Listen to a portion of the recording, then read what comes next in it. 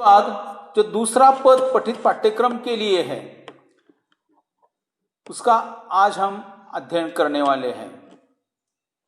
आप बीए भाग 2 के छात्र हैं और काव्यामृत काव्य संग्रह के अंतर्गत जो कैसे पद, दोहे एवं कविता संकलित की गई है उसका अध्ययन हम करने वाले हैं। सूरदास जी के दूसरा पद जो है वो पद सुंदर ऐसा पद है जिसका शीर्षक है अब मैं नाचो बहुत गोपाल। अब मैं नाचो बहुत गोपाल, काम क्रोध कौपहरी चलना, कंठ विष की माल। माह मोह के नुपुर बाजत, निंदा सबद रसाल।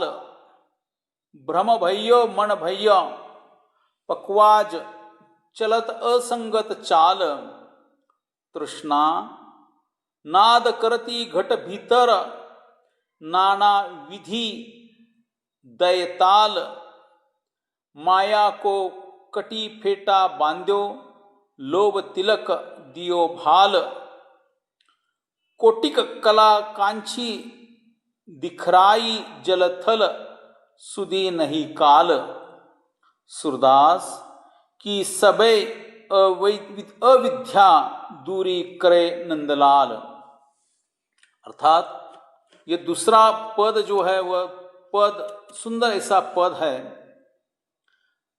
इसमें रूपकात्मकता स्पष्ट की है। सूरदास जी ने कृष्ण को एक कलाकार नट के रूप में संबोधित किया है। जिस तरह से नायक एवं नायिका अर्थात कलाकार नृत्य के समय अलग अलग प्रकार की वेशभूषा केशभूषा करता है, जिसे जो है अंग्रेजी में मेकअप कहा जाता है, वह वेशभूषा केशभूषा सजाई है कहीं न कहीं रूप में जो है सुशोभीकरण के दृष्टि से गले में माला भी पहन ली है, पैरों में नुपुर बांध लिया है, उसका सुमधुर ऐसा स्वर सुनाई दे रहा है। कमर में फेटा बांधता है एवं मस्तक पर तिलक लगाता है। यहां इस धरती पर मनुष्य भी कलाकार की भूमिका निभाता है।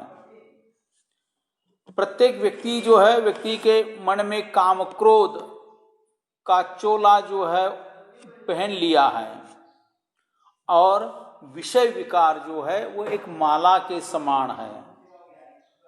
मोह माया जो है पैरों में बांधे नुपुर के समान है।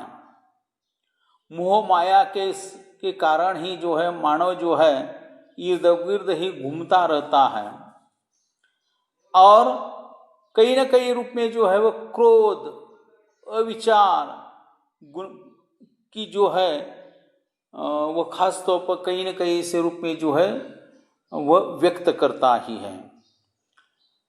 निंदा रूपी रसीला शब्द निकालता है और कई लोगों को जो है निंदा, दूसरों की निंदा करना अधिक पसंद करते हैं, दूसरों की छेड़छाड़ करना अधिक पसंद करते हैं। उसका भ्रम भरा मन पकवाज है और अहंकार ऐसे जो व्यक्ति होते हैं अलग अलग प्रकार के षड विकार से युक्त, काम क्रोध से युक्त, निंदा नालस्ती करने वाले, अर्थात वे अपने आप को जो है श्रेष्ठ मानते हैं, सर्वे सर्वा ही मानते हैं, घमंडिक मानते हैं।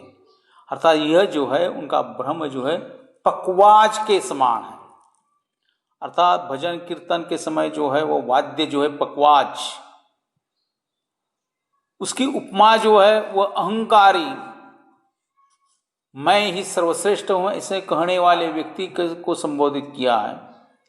जिस तरह से वो पकवाज का अस्तित्व है तब तक जब तक उस पकवाज का अस्तित्व ठीक ढंग से है तब तक ही क्या करता होता है, उससे स्वरनाद सुंदर ऐसा सुनाई देता ही है। वो फट जाने के बाद, अहंकार रूपी पकवाज फट जाने के बाद संबंधित वो साधारण पकवाज किस काम का नहीं रहता है। उसी तरह मानवीय जीवन भी उसी प्रकार का ही है।